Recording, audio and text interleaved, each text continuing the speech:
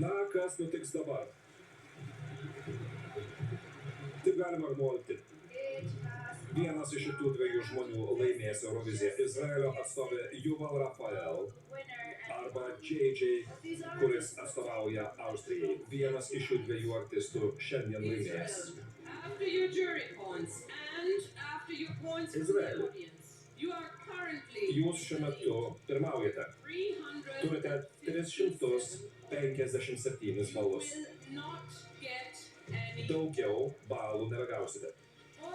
Austrija. Jūs vis dar galite laimėti, jeigu žiūrovai jums skiria bent 100 balų.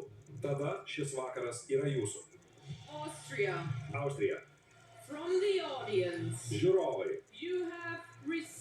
jums skiria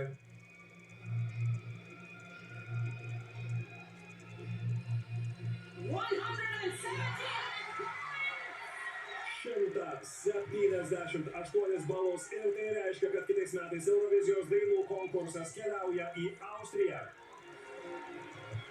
Austrija Euroviziją laimi po 11 metų pertraukos. Ankstesnę pergalę Austrija iškovojo Conchita Wurst, o šiais metais triumfuoja štai šis žmogus - Johannesas Pičas.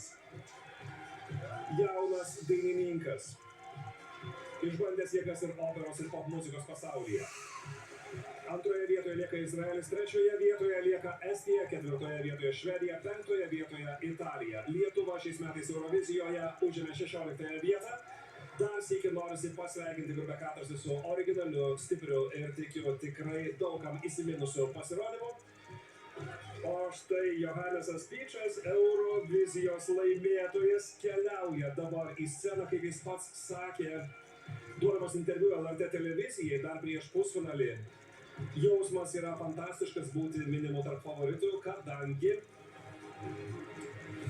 kadangi Johannesas Pičas netgi ir Austrijoje, net ir Austrijoje kai kurių žmonių buvo vertinamas gana skeptiškai, neva su tokia muzika ir su tokia daina būtų sudėtinga kažką daug pasiekti.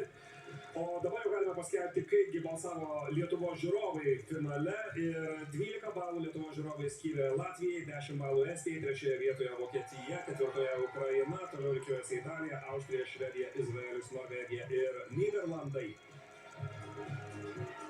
Taigi Austrija iš Lietuvos žiūrovų gavo 5 balus.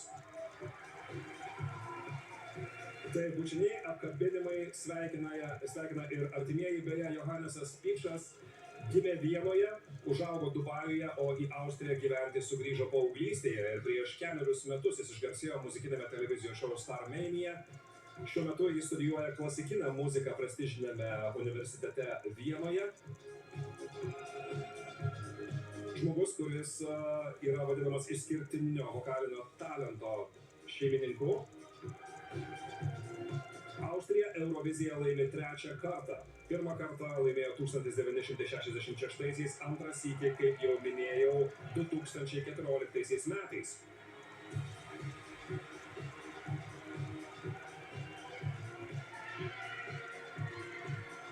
Ir beje, JJ yra ir azijietiškos kilmės. Jo tėtis yra interneto sistemų specialistas iš Austrijos, o jo mama yra virėja iš Filipinų. Kaip pasakojo jis pats, tapti dainininku jį įkvėpė ir apsilankymas karaokės vakarėliuose paauglystėje. Yra išbandęs jėgas, tarp kitko, ir muzikinėme televizijos šou Jungtinėje karalystėje. Internete tikrai jau buvo galima pamatyti nemažai įrašų prieš šią Euroviziją. Daina apie meilę be atsako, daina apie meilę, kuri yra nelaiminga, daina, kuri, kaip sakė pats JJ, tikrai yra asmeniška. Ir ta liūdna istorija atnešė didžiausią jo gyvenimo muzikinę pergalę. Netrukus Nymo scenoje perduos trofėjų šių metų laimėtojui. JJ, Eurovizijos dainų konkurso laimėtojas. Tarp kitko, viena iš laimėjusios dainos autorių yra Teodora Špirič, kuri 2023-aisiais atstovavo Austrijai Eurovizijoje, kaip duetas Teja ir Salena su daina, kurią galbūt atsimenate, Who the Hell is Edgar. Apsikabinimas Nymo ir JJ. JJ, kuris beje neslėpė homoseksualios orientacijos ir irgi tai sakė duodamas interviu prieš Eurovizijos pusfinalį, jog jo nuomonė tai irgi svarbu paminėti, kadangi jis taip pat atstovauja visiems tiems žmonėms, kurie vis dar susiduria su diskriminacija įvairiose Europos šalise. Padėkos visai komandai. Mano svajonė išsipildė. Ir ačiū Jums, Europa, už tai, kad mano svajonė išsipildė. Meilė stipriausia galia pasaulyje. Skleiskime meilę. Ačiū Jums, Europa. JJ, kuris beje prieš porą dienų netgi interviu duodavo į mobilų telefoną įvesdamas atsakymus, nes taip tausojo balsą, taip bijojo, kad tas balsas iš tikrųjų nesulūžtų prieš pat Eurovizijos finalą. Sveikinimai JJ ir norėtume, kad dar sykį sudainuotumėte savo nuostabią dainą. Wasted Love, JJ, daina, kuri laimėjo Euroviziją ir jeigu aš neklystu, šį kartą mes tą dainą išgirsim be jokių sceninių efektų, be viso to laivo, be visų to audrų, tai tiesiog bus nuogas dainavimas ir JJ balsas. Ir daina, kuri visus metus bus vadinama Eurovizijos karalienė, Wasted Love. Daugiau nebeliko ką pasakyti. Ačiū už šią nuostabią patirtį. Ir daug džiaugsmo. Negi ašaros akise ir visą tai yra labai nuoširdu. Tikėkime, kad šis Eurovizijos trofėjus šiais metais liks nesudaužytas, jis taip irgi gana nesaugiai atrodo pastatytas scena. Tikėkime, kad šią savaitę paliko daug meilės jūsų širdise. Ačiū Jums už šitą nuostabią kelionę Šveicariją ir Europą ir visas pasaulį. Labanakt ir sveikinimai Austrijai, Eurovizijos 2025 laimėtojai. Aš Ramūnas Zilnys, komentavę šią transliaciją su Jumis irgi atsisveikinu, tai buvo 2025 Eurovizijos dainų konkursas, kurį baigė laimėtojo JJ daina. Ramios nakties.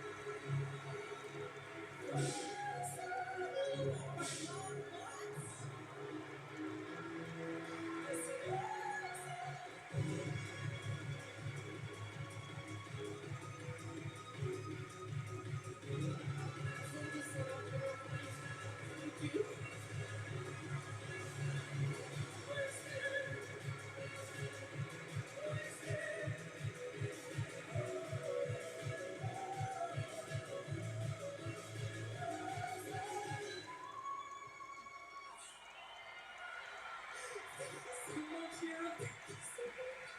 Thank you.